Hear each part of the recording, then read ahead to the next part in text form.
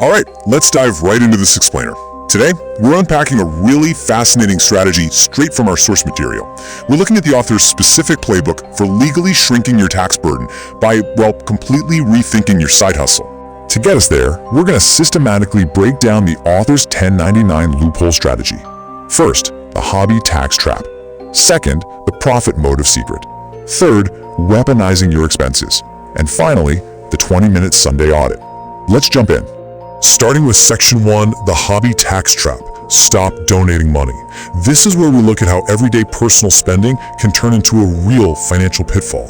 The source argues that so many of us are trapped in this vicious cycle of personal spending without even realizing it. You buy a new laptop, maybe pay for a software subscription, or travel to a weekend convention, and you're paying for absolutely all of it with post-tax dollars. You're probably totally unaware that the tax code actually provides a completely legal, logical way out of this trap. The author is practically begging readers to stop overpaying for things they're already doing just by tweaking how those activities are legally defined. Now you'll notice the author uses some really intense, highly charged language here. They actually refer to traditional taxation and inflation as financial slavery and a stealth tax.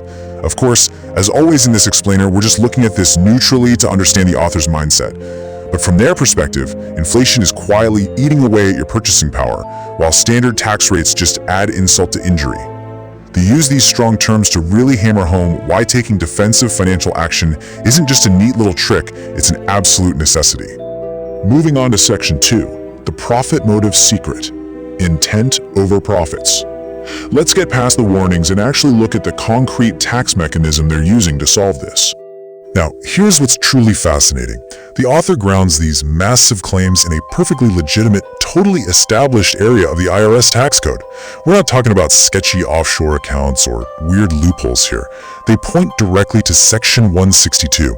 This is the section governing ordinary business expenses, and it is literally the legal bedrock of their whole 1099 loophole argument.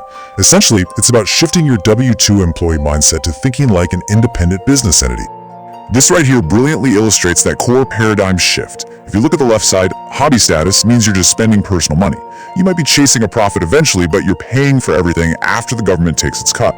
But on the right side, business status completely changes the game. The author argues you've got to shift your mindset to investing in a business pre-tax. When you operate as a business under Section 162, your expenses actually lower your taxable income before the tax is even calculated. It's a total flip in the sequence of where your money goes. So, you might be wondering, what actually separates a hobby from a real business in the eyes of the government? Well, according to our source, you don't actually need to be raking in thousands of dollars right this minute. The IRS cares about your intent. That's the magic word. You just have to definitively prove that you intend to make a profit. If you have genuine business intent, even if you're currently operating at a loss while you're just getting things off the ground, the source claims you can absolutely unlock those pre-tax deductions. That brings us to Section 3, weaponizing your expenses. Reclassify your spending. Let's look at how you take this idea of intent and use it to reclassify the stuff you're already buying. Think about your own hobbies for a second. Where does all your money go? I mean, if you're a photographer or honestly anyone who loves buying new gear, you know exactly what I'm talking about. We could probably fund small nations with what we spend on equipment. The text specifically targets 3 massive money pit categories: technology, travel, and your home workspace. These are the areas where hobbyists just bleed cash. The author argues these are your prime targets for conversion. If you can shift these from being personal hobby expenses to Section 162 business assets, you completely change the financial math. And here's exactly how the source says you pull this off. First, you convert that high-end laptop from personal tech to business equipment for your new venture. Next, you reclassify your travel.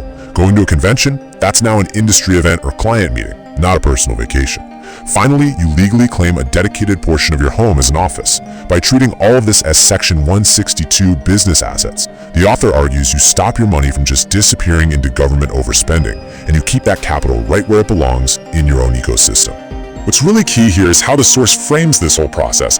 They don't see this as some shady loophole, not at all. They frame it as the duty of a responsible investor. By using the established rules of the tax code, they argue you're simply defending your wealth. It's a super active, engaged approach to your personal finances where you're stepping up and taking responsibility for your own tax footprint. All right, final section. Section 4, the 20-minute Sunday audit, the escape plan. This is the execution phase. How do we actually prove this profit intent without getting audited into oblivion?